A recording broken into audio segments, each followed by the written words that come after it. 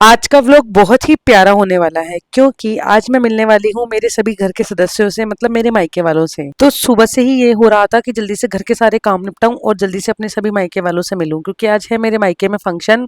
बहुत ही प्यारा सा फंक्शन जिसमें हम सभी घर वाले एक जगह इकट्ठे होंगे और सभी मिलेंगे, तो बहुत अच्छा भी लगता है। सुबह से ही घर के काम जल्दी निपटा रही थी बस, लेकिन प्रॉब्लम ये हो जाता है जब भी मैं ऐसा सोचती हूँ ना कि आज जल्दी काम निपटा दूंगी, तो उस दिन तो स्पेशली मैं बहुत लेट हो जाती हूँ। और ऐसा पता नहीं क्यों होता है भाई, मेरे साथ में लेट ना हो ही जाता है फिर भी, करते करते भी। आज ना सभी घर वालों के लिए रोटियां सेक दी थी, आलू टमाटर की सब्जी बना दी थी और लेबर्स के लिए भी खाना बना दिया था। अब लेबर कौन से लेबर, वो तो मैं आपको कल वाले व्लॉग में बताने वाली हूँ। आज का व्लॉग पूरा सस्पेंस भरा रहने वाला है कुछ बातों को लेकर, लेकिन जो कुछ चीजें हैं जो कि मैं आज आपको बताने वाली हूँ वो व्लॉग में बता दूंगी। फिर उसके बाद में अमन जी की स्पेशल डिमांड आई कि मेरे लिए तुम बाटी बना देना। तो आटा थोड़ा सा पतला लग गया था मुझसे, तो मैंने और थोड़ा सा आटा लगाया और टाइट आटा लगाया, मतलब थोड़ा सा सूखा आटा लेकर और आटा लगाया और टाइट आटा लगाकर तैयार किया, क्योंकि मुझे अमन जी के लिए बाटियां बनानी है। और अगर चूल्हे पर बाटी बनाऊँ तो आटा बिल्कुल टाइट होना चाहिए। लूज आटे से जो गोल गोल बाटियां बनती है ना, वो सही नहीं बनती, फिर बिल्कुल भी अच्छी नहीं बनती है। तो अगर आप भी चूल्हे पर बाटियां बनाने की सोच रहे हो ना, तो आटा एकदम टाइट लगाना। और चूल्हे की बाटियों में ना मैं मोइन कभी भी नहीं डालती हूँ, और गैस पर जब भी बनाती हूँ तो मोइन ज़रूर डालती हूँ, लेकिन चूल्हे पर मैं जब भी बाटियाँ बनाती हूँ तो मोइन कभी नहीं डालती हूँ। उसके बाद मैंने किचन के दोनों स्लैब्स को बढ़िया तरीके से साफ कर दिया और बर्तन मांज दिए। वैसे चाहती तो छोड़ के जा भी सकती थी कामों को, लेकिन नहीं, ऐसा नहीं कर सकती। सब चीज़ों की रिस्पॉन्सिबिलिटी है मेरे ऊपर, और आज बहुत सारी चीज़ें ऐसी हैं जहाँ पर मम्मी जी पापा जी बहुत व्यस्त हैं, तो मुझे ही आगे की जिम्मेदारियां संभालनी है। मैं अपनी सब चीज़ों को एकदम व्यवस्थित तरीके से करती हूँ पूरा। तो मैंने अच्छे से पहले पूरे घर को अरेंज कर दिया और डस्टिंग कर दिया। झाड़ू पोछा बाद में लगाऊंगी, पहले और काम करूंगी। और यहाँ पर जो ड्रेस मुझे वो जयदेव को पहननी है ना, वो मैंने तैयार करके एक जगह रख ली। अभी जयदेव की ड्रेस प्रेस नहीं है, वो मैं बाद में प्रेस कर लूंगी जैसे ही बीच में कोई काम में समय मिलेगा तब। सबसे पहले मैं तैयारी शुरू कर देती हूँ अमन जी के लिए स्पेशल चीज़ बनाने की, जो कि अमन जी ने मुझे स्पेशल आज डिमांड भी की। वैसे मैं चाहती तो स्किप कर सकती थी, लेकिन अब जब उन्होंने कहा तो मेरे लिए उनसे बढ़कर तो दुनिया में कुछ भी नहीं है, कुछ भी नहीं है, कोई भी नहीं है। मैं एक बार को सबकी बात टाल सकती हूँ, उनकी बात कभी नहीं टाल सकती। और अमन जी ने पहली बार कुछ बहुत दिनों बाद में, मतलब पहली बार कुछ इतनी अच्छी फरमाइश करी, वो भी ऐसे सिचुएशन में, तो मैं तो भाई उनकी जो भी फरमाइश है वो पूरी ज़रूर करूँगी।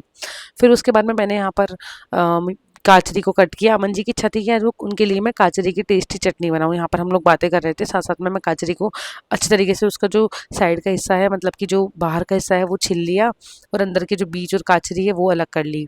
फिर उसके बाद में मैंने इसके अंदर डाली सूखी हुई 3 लाल मिर्ची, ज़्यादा तीखा नहीं बनाना था, यही सफिशियंट होगा।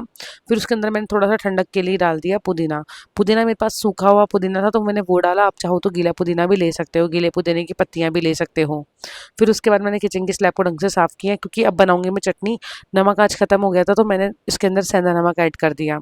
फिर मैंने साथ साथ ही आटे की जो लोइयाँ बनाकर, बाटियों की लोइयाँ बनाकर तैयार कर दी, क्योंकि अब चूल्हा जलाऊंगी तो वही साथ साथ ही काम हो जाएगा। और अभी ना दिन का समय हो चुका है काम करते करते, तो मतलब आराम से 12 बज गए हैं। और फिर वही है कि भाई आप समझ सकते हो, दिन में छत पर अच्छी खासी धूप होती है, फर्श बहुत अच्छा खासा गर्म होता है।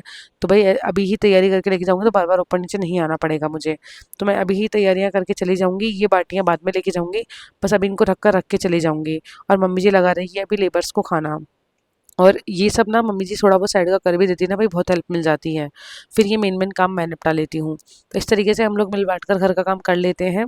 बाकी आज मम्मी जी पापा जी और किसी काम में व्यस्त थे, इस चक्कर से उन्होंने घर की और रिस्पॉन्सिबिलिटीज़ नहीं की, मेरे को करके ही जाना पड़ा।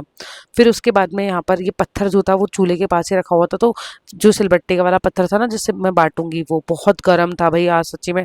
और धूप आप सभी को पता ही है, टेम्परेचर अभी क्या ही चल रहा है, अच्छी खासी धूप रहती है। मैंने चूल्हे में जल्दी से ये सिलगाई और उसके बाद में मैंने ये सिलबट्टा धोया।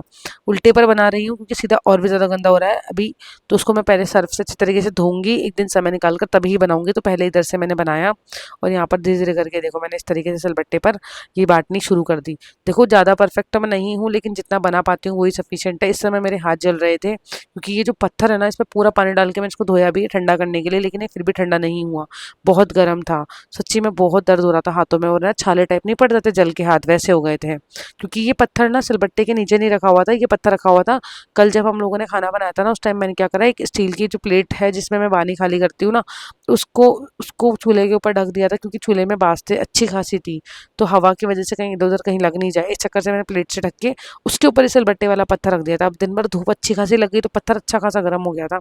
मेरे हाथ तो जल रहे थे, लेकिन जल्दी से बनाकर फ्री होना था, इसीलिए जल्दी जल्दी बना रही थी। और भाई आज ना सोचा नहीं था कि इस तरीके से हाथों में इतना दर्द होगा। एक बार को तो लग रहा था आगे के काम कैसे करूँगी, क्योंकि हाथों में दोनों तरफ अंगूठे और साथ में तलवा, हाथ का जो तलवा होता है ना, अंगूठी के नीचे जो अपनी हथेली होती है, हाँ ये चीज़ जो मैं आपको बता रही हूँ ना, यहाँ पर रेड हो गया इतना, और इतना ज़्यादा जलन मारा था, छाले जैसा हो गया था। लेकिन फिर भी मैंने हिम्मत नहीं हारी, जल्दी से सब कुछ बनाया, चटनी बनाकर मैंने तैयार करी। उसके बाद घर के जो भी काम मैंने निपटाया ना भाई, हाथ में बहुत दर्द हो रहा था आज तो। फिर फाइनली चटनी बनाकर मैंने तैयार कर ली, चटनी को टेस्ट कर लिया था, नमक वगैरह मैंने सही था, और ना अच्छी अच्छी बनी है चटनी। मतलब मैंने तो टेस्ट करके देखी थी जब अमन जी ने बनाई थी तब। मुझे काजरे की चटनी इतनी खास पसंद नहीं है, अमन जी को बहुत पसंद है। फिर मैंने सिलबट्टा उठाकर वापस से रखा, और इस बार मैंने पत्थर को सिलबट्टे के नीचे रखा, जिससे कि ये और गर्म नहीं होए। फिर उसके बाद मैंने तवे के ऊपर थोड़ा सा सरसों का तेल नीचे से डालकर लेकर आ गई थी मैं, और एक छोटे से जो डिब्बे के ढक्कन के अंदर मैंने जीरा और हींग ले लिया। थोड़ी सी चूल्हे में बास्ते और लगाई छोटे छोटे टुकड़ों की, जिससे कि तवा जल्दी गर्म हो जाए। क्योंकि बास्ते ना क्योंकि जो उपले थे वो कजल चुके थे, अब इसमें बाटियाँ डालने का समय आ गया था, तो मैंने थोड़ी सी आग लगाने के लिए उसके अंदर छोटे छोटे से ये उपले डाल दिए, ये जो टुकड़े दिख रहे हैं ना वो डाल दिए। फिर ऐसे चमचा लाना भूल गई थी, तो इस तरीके से डाल के जीरा और हींग के अंदर मैंने चटनी को छौंक दिया, और इस तरीके से देखो तैयार कर दिया। अभी ये ना इसको चटनी को सारी को अच्छे तरीके से इसमें बर्तन पे डाल दिया। चमचा नहीं था ना मेरे पास, तो मैंने बर्तन से ही उसको ऐसे घुमा लिया, मिला लिया। मतलब ये मेरा देसी तरीका था इस तरीके से इस चीज़ को मैनेज करने का। उसके बाद में फिर मैंने सारे जो उपले थे वो कजल चुके थे, उनमें से एक उपला थोड़ा सा कच्चा था, उसको फूक मार के मैंने उसको जलाया, क्योंकि ना वो आंखों में उसकी धुआं ना चुभ रही थी। फिर धूप में ही ईंट वाला पत्थर लगाकर वहीं बैठी, और भाई पैर तो बहुत तेज जल रहे थे, आप देख सकते हो मेरे पैरों को मैं कैसे ऊपर उठा रही हूँ बार बार। और ना बहुत मतलब बहुत बुरी हालत हो गई थी फ़ोन का, जो मतलब आप मानोगे नहीं, फ़ोन भी रख दोगे ना उसका टेम्परेचर भी एक बार को ये हो जाएगा कि भाई अब टेम्परेचर आउट ऑफ रेंज हो चुका है, अब आप फ़ोन को ठंडी जगह पे रखो तब फ़ोन चालू होगा। वो वाली सिचुएशन हो रही थी यहाँ पर। फिर उसके बाद में मैंने फाइनली बाटियों को सेक कर और पानी के अंदर दबा दिया। अब ना धूप में खाना बनाने का एक लॉस ये था कि जो बाटियाँ थी ना उनमें जो कजलते हुए जो अंगारे थे ना वो दिख ही नहीं रहे थे, सब बुझे हुए दिख रहे थे। तो मैंने तो अंदाजे से इसे डालकर आ गई थी, अब देखते हैं बाद में कैसा क्या होता है। फिर उसके बाद नीचे आ गई तो मशीन ने कपड़े धो दिए थे, तो जल्दी से सब कपड़ों को मैंने सुखाया, और आज मैंने बेडशीट भी धोई, क्योंकि आज जयदेव ने ना सूसू कर दी बिस्तर में। क्योंकि गलती ना इसमें मेरी है, मैं जयदेव को रात को 2 बार सूसू करवाती हूँ। जयदेव अच्छा खासा पानी पीता है, आधी रात को भी पानी मांग लेता है कि मम्मी मुझे पानी पीना है।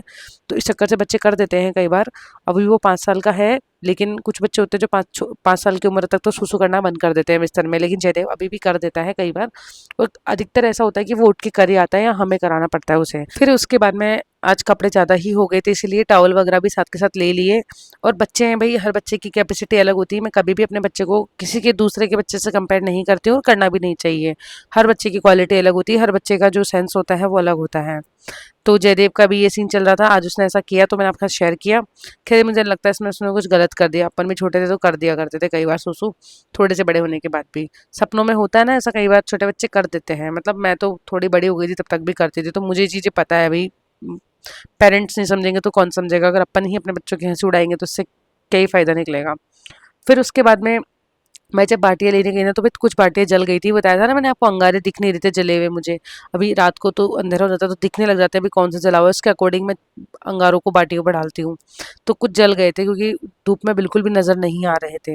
लेकिन मैंने उन जले हुए को अलग निकाल दिया, और इस तरीके से देसी मक्खन के साथ में मैंने सारी बाटियों को चुपड़ कर इस छोटे से सेट के अंदर रखा, जो कि अभी मैं मेले में से लेकर आई थी। इनकी प्राइजेस मैंने नहीं बताई अभी तक आपको, एक्चुअली कुछ और चीज़ें भी लेकर आई हूँ जो कि अभी भी बैग में पड़ी है, वो मैंने निकाली ही नहीं। सही बताऊँ आपको, मेरे को समय ही नहीं मिल रहा कि मैं आपको निकाल कर एक वीडियो बना सकूँ, दिखा सकूँ। जैसे जैसे ज़रूरत पड़ रही है वैसे वैसे मैंने 2-3 चीज़ें निकाली है, जो कि वीडियो में मैंने आपको बताई भी है।